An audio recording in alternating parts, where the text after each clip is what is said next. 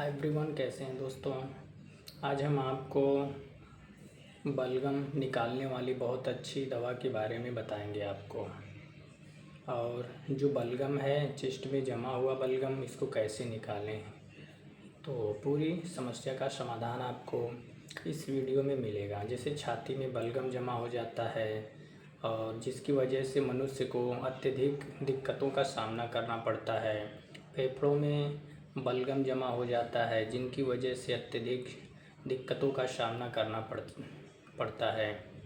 तो आज की वीडियो में हम जानने वाले हैं बॉडी की जो हेल्थ प्रॉब्लम है, जैसे कि आपको सोते समय अत्यधिक खांसी आती है, या फिर आप कहीं सफ़र कर रहे हैं, अत्यधिक खांसी आती है, जमा हुआ जो बलगम है वो आपको बहुत ही परेशान करता है। तो कैसे उसको निकालें, कौन सी दवा है, तो हम बता दें आपको एबीफाइलिन SR-200 जो आती है, तो ये जो दवा है इस दवा के बेसिक यूज की बात करेंगे, मेडिसिन्स की, और हम बात करेंगे इसके लेबल स्टडी की, और बात करेंगे वर्किंग ऑफ मैकेनिज़्म की।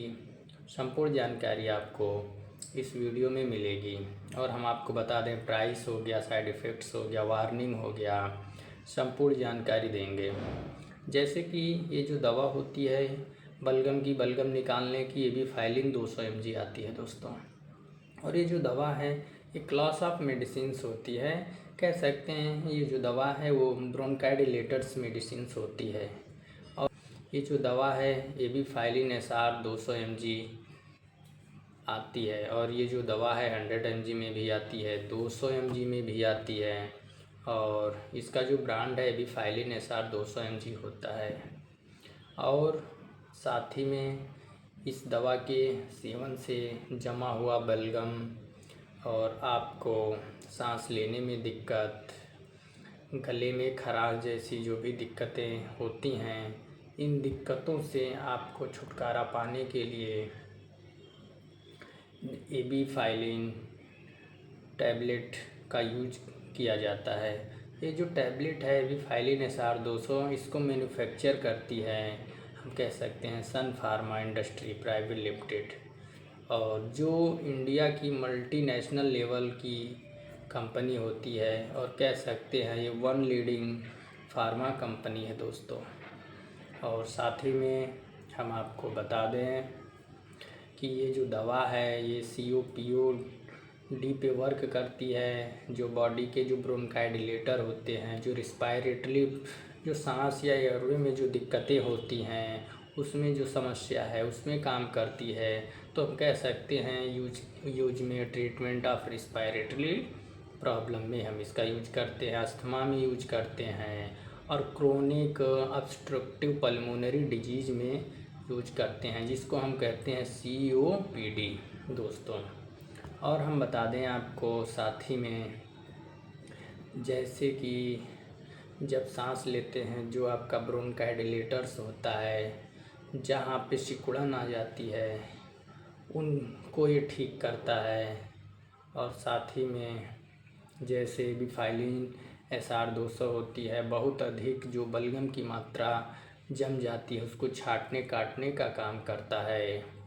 और साथ ही में जैसे लंबे समय से खांसी आ रही है, तो उस सिचुएशंस, उस टर्म कंडीशंस में आपको ये जो दवा है इस दवा का सेवन करना होता है। और जो एबीफाइलिन SR-200 mg आती है, इसका जो हम कह सकते हैं जो ड्रग है, ड्रग का जो यूज टेक्निक है 100 mg, 200 mg, ये अलग अलग सिस्टमिक ढंग से यूज की जाने वाली दवाएं होती हैं। और साथ ही में हम आपको बता दें ये जो दवा है इसको कभी ब्रेक डाउन करके, तोड़ के, मरोड़ के नहीं इंटेक करना होता है।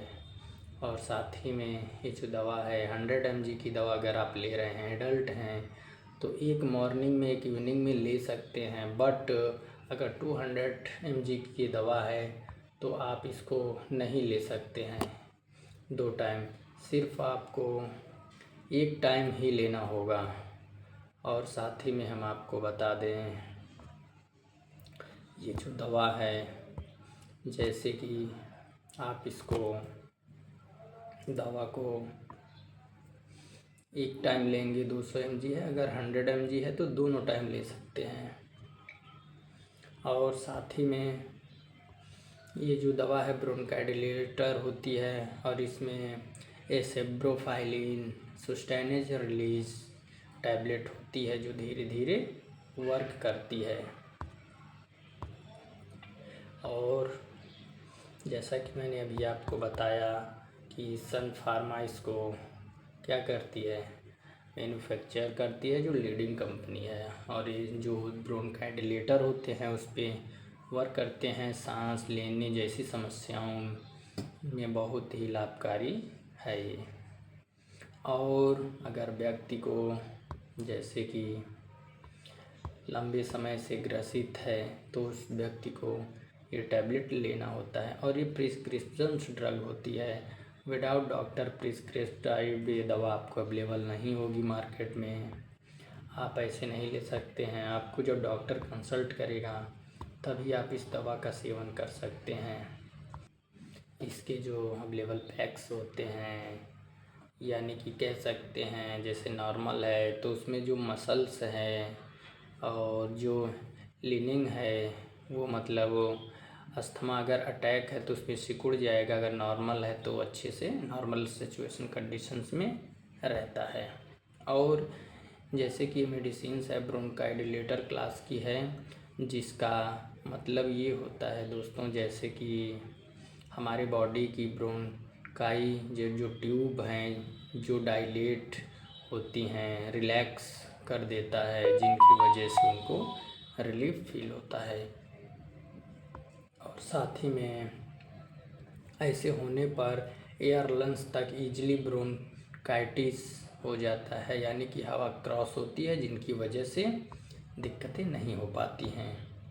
और साथ ही में हम बता दें कि जैसे कोई पर्सन है जिसका प्रॉब्लम है कि उनको जो ब्रोंकाइयल ट्यूब है वो ब्रोंकाइयल ट्यूब जैसे क्या सिकुड़ जाता है, जिनकी वजह से उनको सांस लेने में दिक्कतें होती हैं, तो उन सिचुएशंस में उन कंडीशंस में टैबलेट का यूज किया जाता है। और जैसा कि मैंने डोज की बात बताया, एडल्ट जो होता है 100 mg ट्विस्ट डेली 2 टाइम ले सकता है, बट 200 mg है तो वंस ए डे लेना होता है। ये जो टैबलेट है ब्रोंकाई एबीफाइलिन एसआर टैबलेट, और जो सुस्टेनेस रिलीज टैबलेट होता है।